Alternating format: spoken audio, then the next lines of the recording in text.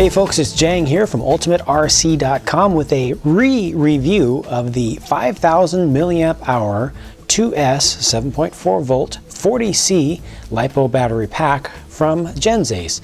It's a hard case one, and I call this a review because almost 1 year ago exactly I reviewed one of these packs, one of the first ones that I ever got, and it came out a very favorable, very positive review. And since then I've pretty much been able to compare any other value pack against this exact pack, or actually the one that I tested back then, because it's just such a great value, or at least it was at that time.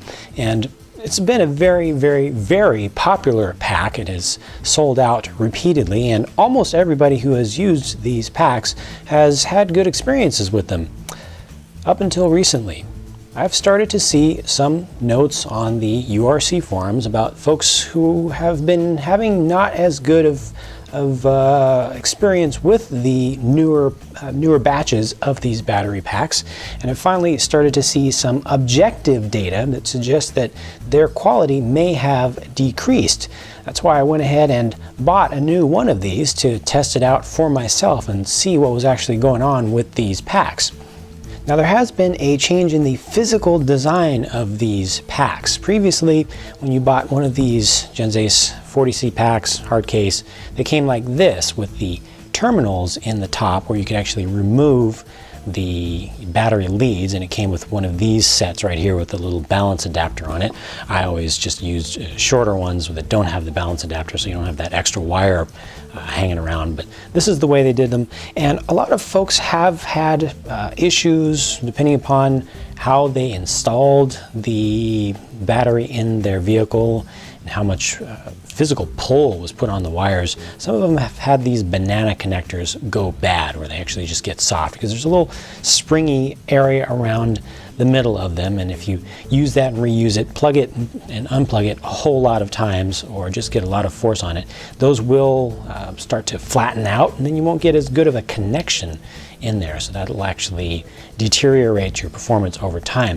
Now they don't sell that version anymore. Now they only have these direct to connect ones where the wires come right out of the pack itself and you cannot remove them.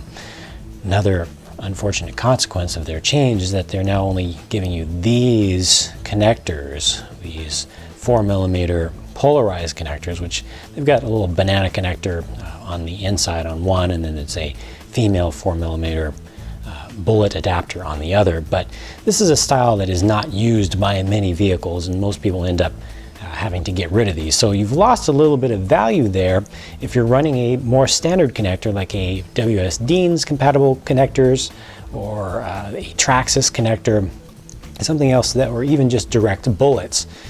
You'll have to cut these off and add your own. So that's a little bit of a negative right there, that they give you that. But they did at least fix one problem with that, so you no longer have to worry about these things coming out or wearing out over time.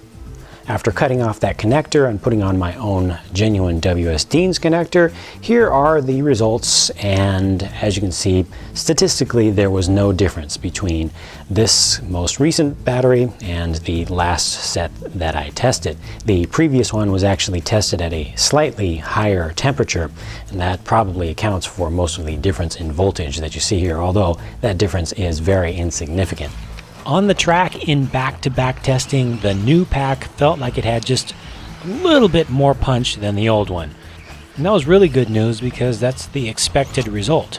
My older ones are 3-month-old packs with about 20 charges on them each. The new one had 4 charges on it. Summing things up then, this new pack did seem to be the exact same product as the old packs. At least the cells were the same. Obviously, different connector on there. Costs you a little bit more to actually get one of these packs running now on anything other than that weird connector that they come with. And this new one still took over 4,950 milliamp hours of charge back after doing the full discharge graph down to 6 volts.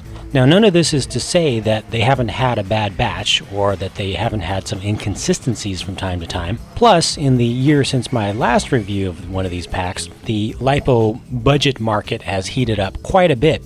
And I'd say the Gens Ace is no longer the undisputed king of value, but it still seems to be a good pack for a good price. So thanks for watching. I hope that was useful info for you, and I'll talk to you again soon.